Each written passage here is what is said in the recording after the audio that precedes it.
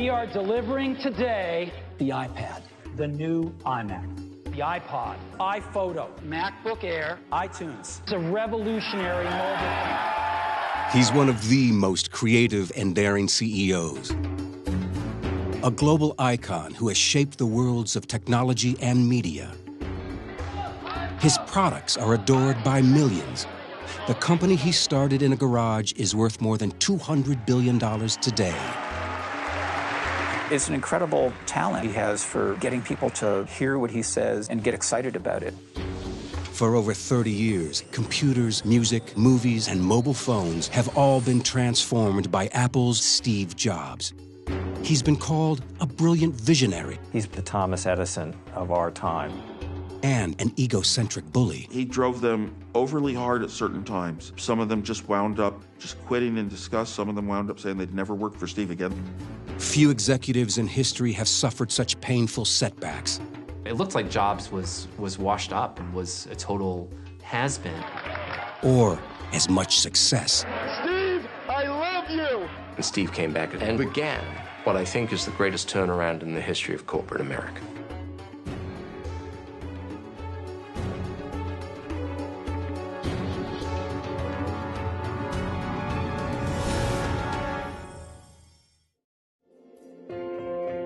One of the challenges of understanding Steve Jobs is that he has a different operating system from mere mortals. So mere mortals trying to understand what goes on in Steve Jobs' brain, it would be like explaining to a fish what it is to fly. Yeah, he's a fascinating bundle of contradictions. So influential, yet it's so secretive. He's incomparable. There's no one like him. A very remarkable man, extremely smart, a spellbinding, mesmerizing leader of people. Jobs went from having nearly blown this amazing fortune and bankrupted himself to rising as a billionaire with a brilliant future. Jobs' rise to technology superstar propelled him into the public eye at a young age. What a computer is to me is it's the most remarkable tool that we've ever come up with. And it's the equivalent of a bicycle for our minds. The iPod Mini. But while he'll take center stage to introduce new products, he shuns the spotlight when it's turned on him. He declined to participate in this program. It's a secrecy that has only served to deepen the mystery of what makes him tick. Because he's such a polarizing character, we have a tendency to try to freeze him and say, he's like this, when in fact, he's changed a lot. Jobs is a true son of Silicon Valley. Born in 1955 in San Francisco, he was raised in its freewheeling culture of experimentation and innovation. Alan Deutschman is an author who has written extensively about Jobs and Apple. Steve Jobs, from going back to when he was a teenager, was very influenced by the 1960s, 1970s counterculture. You know, he loved the Beatles, he loved Bob Dylan. He enrolled in Oregon's Reed College, but dropped out his freshman year. Daniel Kotke was a college friend of Jobs. I think by the time he was a freshman in college, Steve already had a sense that there were great opportunities in the world and that he wasn't really going to need his college credits. Robert X. Cringely was Apple Computer employee number 12. When I met him, he was, I think, 19 years old. He had hair down to his waist, and he only ate fruit. And he was, clearly a hippie. When Jobs returned to his childhood home in California, he became interested in what was then an entirely new concept, the personal computer. A revolution was brewing in this hall rented from Stanford University. A group of eccentric enthusiasts and inventors called themselves the Homebrew Computer Club. They were about to ignite a new industry.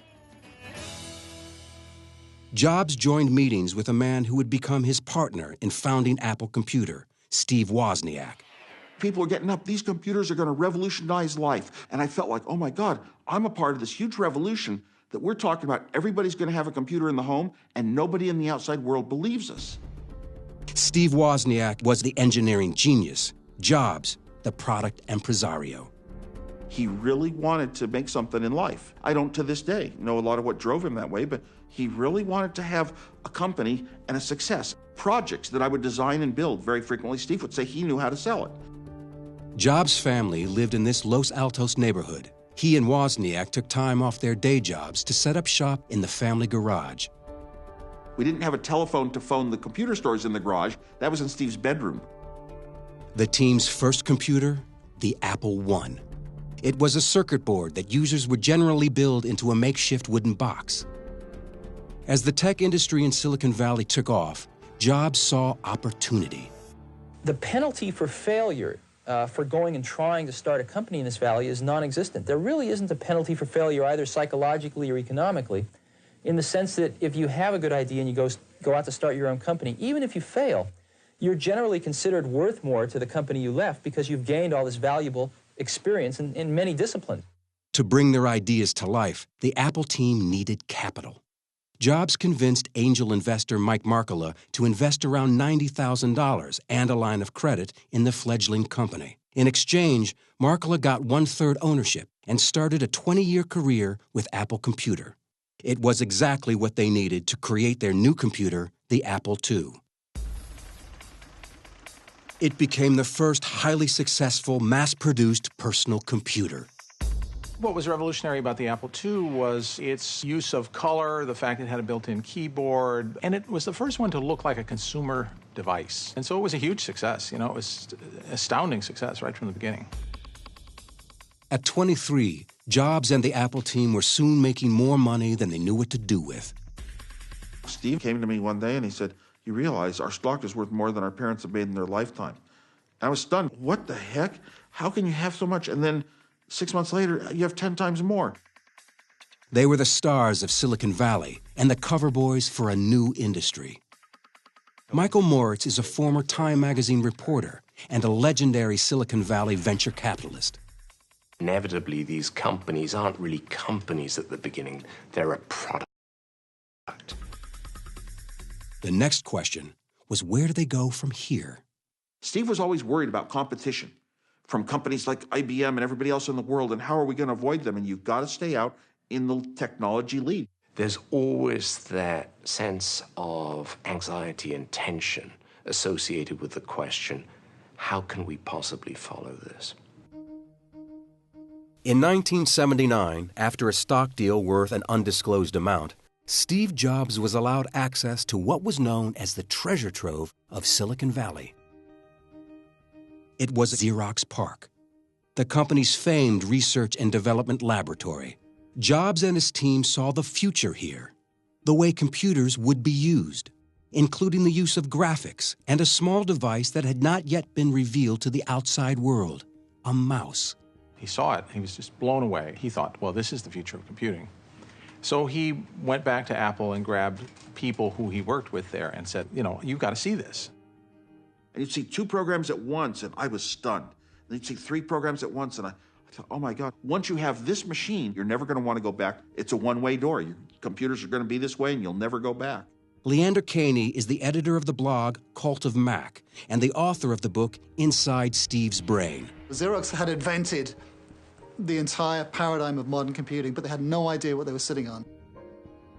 But Jobs did. He wanted to bring the graphical user interface to Apple Computer.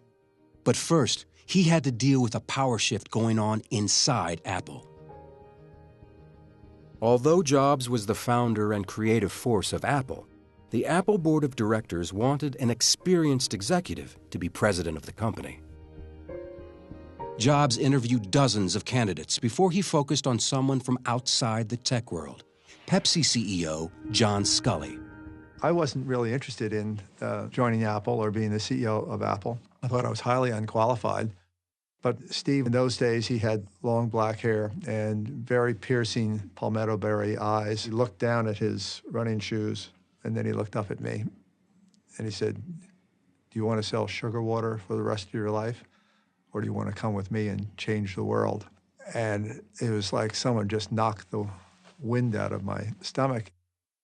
So he does have this incredible charismatic way of picking exactly the right thing to say at exactly the right moment and inspiring people like no one I've ever seen before. A few weeks later, I was working at Apple.